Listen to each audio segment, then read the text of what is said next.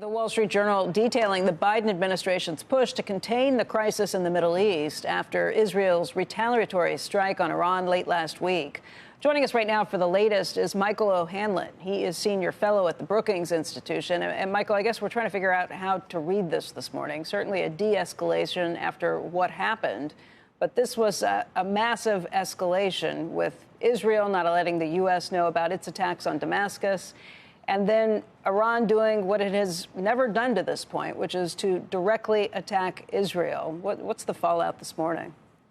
Hi, Becky. Well, as you say, everybody's setting new precedents, especially Iran, with that attack that was massive in scope, 300 plus objects, more than 100 missiles. And it's incredible how well the defense systems of the various countries worked. So as President Biden then said to Israel, take a win.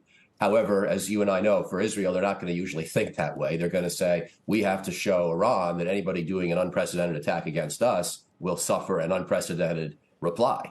And I certainly understand the logic there. The question then is, what does that mean? It's more of a psychological effect Israel is after than anything else. So there's a lot of room for negotiation about how many targets are struck and where they're located. And originally, apparently, Israel was thinking of attacking a number of places in Iran, including perhaps even around the capital.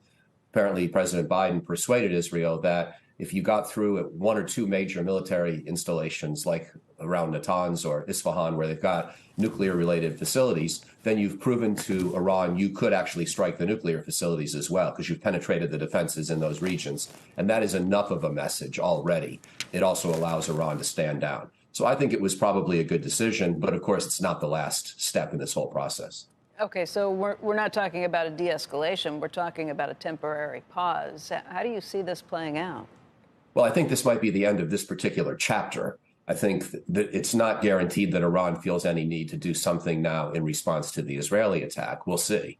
But I think, as we know, the larger questions have to do with what's going to end in Gaza and when. And then, of course, whether Hezbollah gets involved in an all-out fight in the meantime.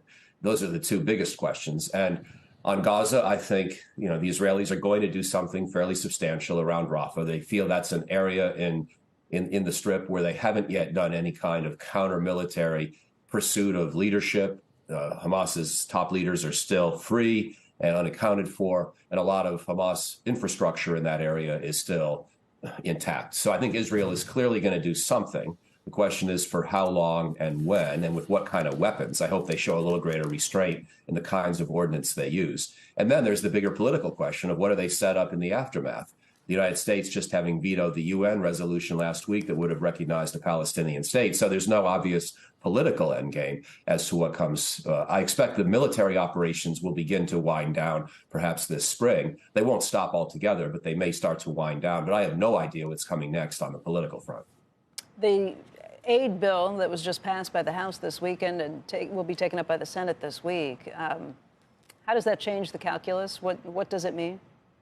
It doesn't answer many questions. It allows, for the worst case scenarios, perhaps to be alleviated for the moment, especially in Ukraine. It really doesn't answer the question of how the political endgame is resolved with Gaza. And it also doesn't answer the question of, do we still really believe in a Ukrainian counteroffensive to liberate more territory? I tried to write an op-ed last week that tried to explore what Ukraine might need to have a realistic or even a small chance at a successful counteroffensive. I think they would need to build up at least a couple 100,000 more troops in a well-equipped part of their military to try to break through Russian lines and then essentially encircle Russian forces in, let's say, the western half of the Ukrainian territory they now occupy around Kherson and Crimea. That's just one example of how it might be done. But my point is, using basic principles of military planning, I think they would need at least a couple 100,000 more troops than they have. They just lowered their conscription age to 25. That frees up a certain number of potential recruits, but they're nowhere near the kind of numbers that I talked about. And it's not really clear they still have a plausible prospect of pulling that off. I think we should give them one last chance to try if they really are serious about it. But I think the odds of success are modest.